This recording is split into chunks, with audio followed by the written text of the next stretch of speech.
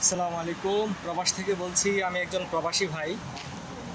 গত 16 বছরে জেল, জুলুম, হত্যা এইসব সংগ্রামের পর শত শত শহীদের রক্তের বিনিময়ে পেলাম দ্বিতীয় স্বাধীনতা।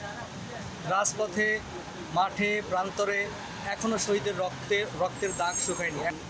এখনও টর্চার সেলের সব আয়নাঘর ধ্বংস করা হয়নি। আর এরই মধ্যে জঙ্গি লীগকে প্রতিষ্ঠা করার জন্য ষড়যন্ত্র শুরু হয়ে গেছে। এই সময়ে আমরা যাদেরকে ভালোবেসে এবং বিশ্বাস করে উপদেষ্টা বানালাম, সম্মানিত করলাম, তারাই এখন জঙ্গি লীগকে, ভারতের দালালদেরকে প্রতিষ্ঠিত করার জন্য আওয়াজ তুলছেন। কেন? প্রবাস থেকে আমরা লক্ষ্য করছি, স্বাধীনতার এই মুহূর্তে যখন আওয়ামী লীগ, জঙ্গি লীগ বা ভারতের দালালদের সব নেতাকর্মী পালিয়ে বেড়াচ্ছেন, তারা নিজেদের নিরাপত্তার জন্য দিকবিদিক পালাচ্ছেন এবং যাদের কোনো খবরও পাওয়া যাচ্ছে না। ঠিক এই সময় দুইজন উপদেষ্টা সুনির্দিষ্টভাবে, সুকৌশলে খুনি জঙ্গি লীগদের, পলাতক নেতাদেরকে একত্রিত হওয়ার জন্য সুকৌশলভাবে আহ্বান করছেন। তারা উস্কানি দিচ্ছেন। কেন তারা এটা করবেন?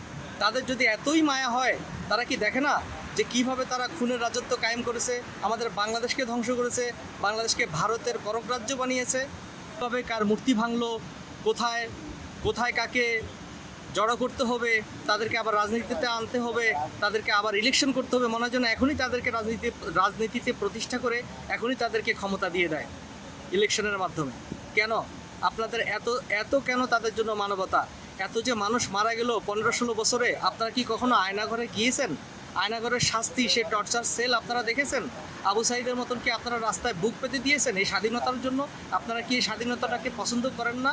আপনারা কি এই স্বাধীনতাটা আমাদের এই দ্বিতীয় স্বাধীনতাকে কি আপনারা স্বীকার করেন না?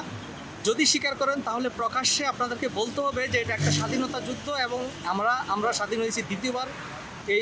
এই দুইজন উপদেষ্টাকে বলবো, যদি আপনাদের ভারতের দালালদের জন্য এতই মায়া লাগে, তাহলে সেই আওয়ামী লীগের এখনও 2টি পদ খালি আছে, একটি সভাপতির পদ আর একটি সাধারণ সম্পাদকের পদ। দয়া করে আপনারা আপনাদের এই সম্মানিত উপদেষ্টার পদ ছেড়ে সেই আওয়ামী লীগের সভাপতি আর সেক্রেটারি হয়ে যান। তারপর আওয়ামী লীগের পলাতক সেই খুনিদেরকে খবর দেন, সবাইকে ডাকেন। আবার আপনারা দুজন এই আওয়ামী লীগের পুনর্বাসন কিংবা তাদেরকে পুনরুদ্ধারের কাজটি হাতে নেন। তবুও দয়া করে উপদেষ্টা থাকা অবস্থায় আবু সাইদের রক্তের সাথে এমন কিছু করবেন না যে আবু সাইদের রক্তের সাথে নাইনসাফি হয়। যেখানে সারা পৃথিবী থেকে ডাক উঠেছে খুনি লীগ আর জঙ্গি লীগদের বিচার করার জন্য, আইনের মাধ্যমে বিচার করার জন্য, যে আপনারা বারবার আওয়ামী লীগের পক্ষপাতিত্ব করে কথা বলছেন। এমন কথা বলছেন যেন জনমনে যেন আওয়ামী লীগের জন্য মায়া মমতা বেড়ে যায় এবং যেন আমরা যেন এই বিচারটা যেন না করতে পারি, কেউ যেন আর আওয়ামী লীগের বিচারের কথা যেন আর চিন্তা না করে। দয়া করে আপনারা মানবতার কথা চিন্তা করুন। খুনি যারা খুন করেছে তাদের আইনের আওতায় এনে বিচারের ব্যবস্থা করুন। মানুষ কখন একটি রাজনৈতিক দলকে নিষিদ্ধ করতে চায়? যখন তাদের ভিতরে হত্যা, খুন, রাহাজানি, যখন তাদের মধ্যে ব্যাপক মানবতা বিরোধী অপরাধ ঘটতে থাকে, যখন জনমনের ভিতরে তারা জঙ্গি তৎপরতা শুরু করে, যা এখন আওয়ামী লীগের দ্বারা সব কিছু সংগঠিত হয়েছে, যা বাংলাদেশের স্বাধীনতা এবং সার্বভৌমত্বকে চ্যালেঞ্জ করে, যা ভারতের কাছে আমাদের বাংলাদেশের স্বাধীনতাকে বিসর্জন দিতেও তারা প্রস্তুত।